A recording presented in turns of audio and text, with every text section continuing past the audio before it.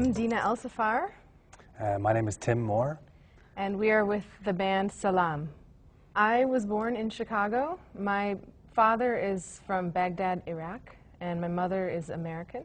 So I have sort of the immigrant background as well as a pretty well-established family history in this country. I was actually born here in Bloomington, Indiana, and I've lived all over the Midwest, but I'm an American.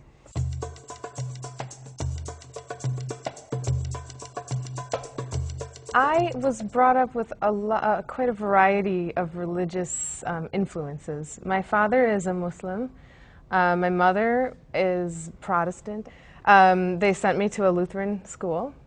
And in fact, the Lutheran school is where I started playing music because it was of great importance. They had us singing in choir and playing in orchestra, and my first performance experiences were in a church. Music is very spiritual, and it's informed by all the religions. Especially this kind of music is informed by all the religions from that part of the world. I guess in a way, music is my religion.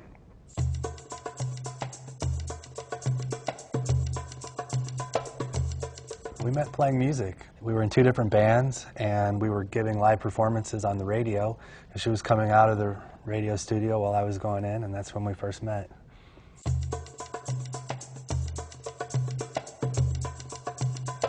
We always describe our music as the music of the Middle East.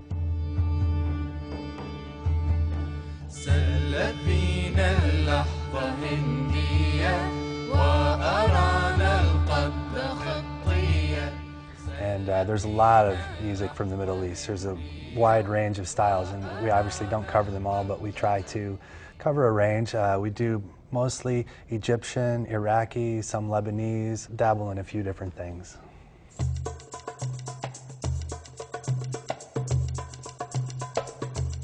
Certainly Muslim people have come to our shows, but we also have a pretty good American following of people that are just either music lovers or they're interested in a cultural experience. What I love about our audiences is seeing the diversity, and it makes me feel like we're reaching our goals, which is bringing people together.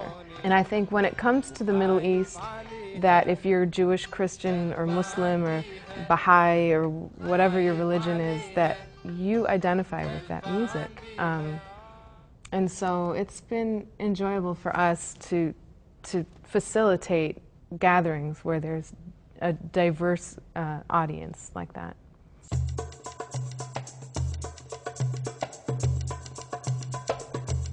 I'm playing a doumbek, what I call a doumbek. These kind of drums they're prevalent all over the Middle East, and in some countries they call this darbuka, darbeki, table. In Iraq they call it dumbug. And it's just a goblet-shaped drum and with a head on it. Traditionally it would have been a ceramic drum with maybe a fish skin or a goat skin head. It's got two main sounds. It's got a low sound called doom in the middle of the drum, and a high sound called tek out near the edge, and the rhythms are built out of these.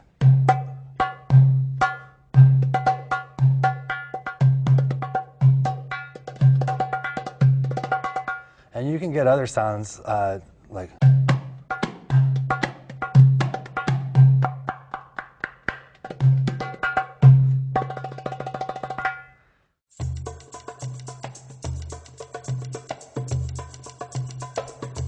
this instrument is the joza. It was made in Iraq, and this type of instrument goes back over 1,000 years. And if you look geographically and through history, you can see that before the violin family came about, people were playing instruments similar to violin but on the knee. The joza is made with a coconut shell, and it makes a great resonator. The bow is a bit shorter than a violin bow, but it also has horsehair. And instead of tightening it like you see on a modern violin, you actually have to add the tension while you're playing. And it has 4 strings tuned in fourths.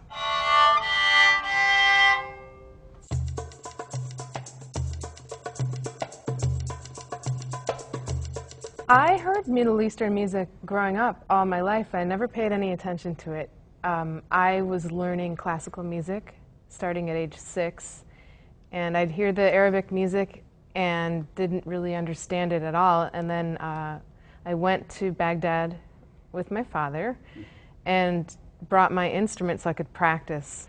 And everybody saw my viola. They said, "Okay, let's hear something." And I'd play Bach, and they liked it.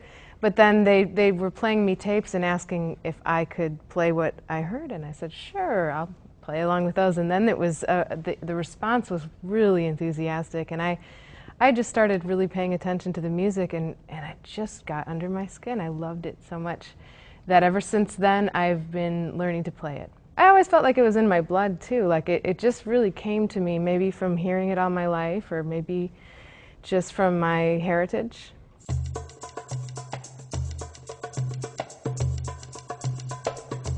Well, the thing about music is there's no real boundaries or borders that cut off and say, okay, well, this music stops here and this other kind of music starts here.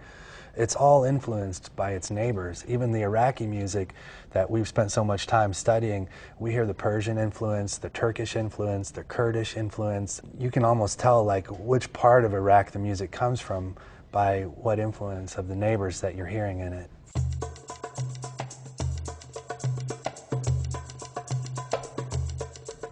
I feel like defending Islam, even if I'm not practicing it in a way that you would say a typical Muslim does. I went to a local bookstore 4 or 5 years ago when it was a time when Ramadan was in December. They have this thing in the bookstore, Christmas books for children and Hanukkah books for children. And there was no Ramadan or anything like that, so I made a Ramadan section.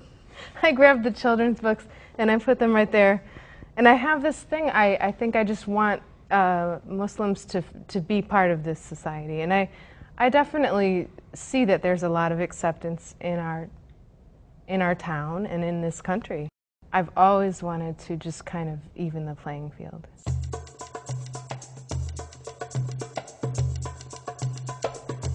The Middle East has a history that goes back thousands of years, and the music reflects that.